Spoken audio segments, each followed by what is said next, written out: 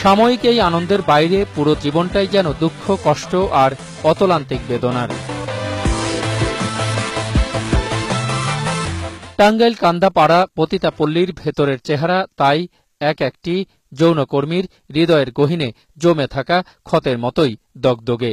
চিহ্নিত দালাল, টাউট, সর্দার আর কথিত বাড়িওয়ালাদের নিষ্পেষণের প্রতিবাদ করতে পারেন না বলেই জীবনভর থাকতে হচ্ছে নোংরা আবর্জনাময় খিঞ্জি পরিবেশে।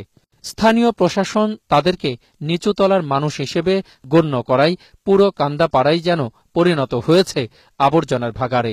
পানির খুব সমস্যা, বিদ্যুৎ যায় গেলে পরে 2-3 ঘন্টা 1 ঘন্টা এরকম আসে না। এখানে কারেন্ট বিল বেশি, ঘর ভাড়া বেশি, চত্বর মোড়ায় বেশি। মানে এমন এমন মেয়েরা খাইও বাসে, এমন এমন মেয়েরা না খাইও বাসে, এমন এমন মেয়েরা ঘর থুইও পলাইয়া যায়। সুযোগ সুবিধা না থাকলে কি করবো, না বাড়িয়ালিরা না হারলে।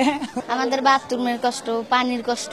আমরা চাই সরকারের কাছে ময়লাগুলা যাতে পরিষ্কার হয়ে যায়, যাতে একটা ময়লা ফেলানোর একটা কিছু দেয়, এখানে বক্স টক্স কিছু দেয়। ভোট চাওয়ার সময় তো সবাই কয় খালা ভোটটা দিয়েন, অমুক জায়গা দিয়েন, আসলে কাজে তো কিছুই করে না। যৌনকর্মীদের সুযোগ সুবিধা নিশ্চিত না করাই স্থানীয় প্রশাসনকে অপরাধী গণ্য করে মানবাধিকার কমিশন।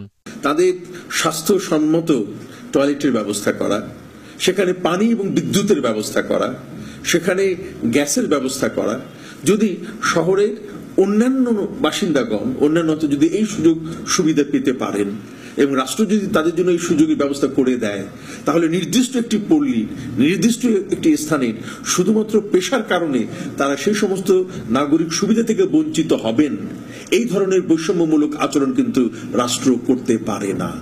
ভুক্তভোগীদের অভিযোগ, সরকারের সব নিয়ম কানুন মানার পরও কোনো ধরনের সেবা তারা পাচ্ছেন না। পানির সমস্যা হয়, যে টয়লেটের এগুলো সমস্যা আছে। গ্যাসের লাইনটা যদি করে দিত সরকার আমাদের, পানি লাইনটা যদি সরকার আমাদের করে দিত, তাহলে আমরা সুন্দরভাবে আমাদের জীবনযাপনটা কাটতে পারতো। আমি এই জায়গায় এখন থাকতে চাই না, আমার কাছে খুব বিরক্ত লাগে। টাঙ্গাইল কান্দাপাড়া পতিতালয়ে 2000-এর অধিক ভোটার থাকলেও আজ পর্যন্ত এখানে দেওয়া হয়নি পানি আর গ্যাসের লাইন, এমনকি বৈধ বিদ্যুৎ সংযোগও আজ পর্যন্ত পায়নি এখানকার হাজার হাজার ব্রোথেল। প্রিয় দর্শক, আপনার চারপাশে নানা সমস্যা আর ভোগান্তির চিত্র তুলে ধরবে 21শে টেলিভিশন। এসব তথ্য জানাতে ফোন করুন, এই নম্বরে পৌঁছে যাব। আমি অখিল পোদ্দার, আর 21শে টেলিভিশনের ক্যামেরা আপনাদের দুর্ভোগ দুর্দশায় সবসময় পাশে আছে 21শে টেলিভিশন।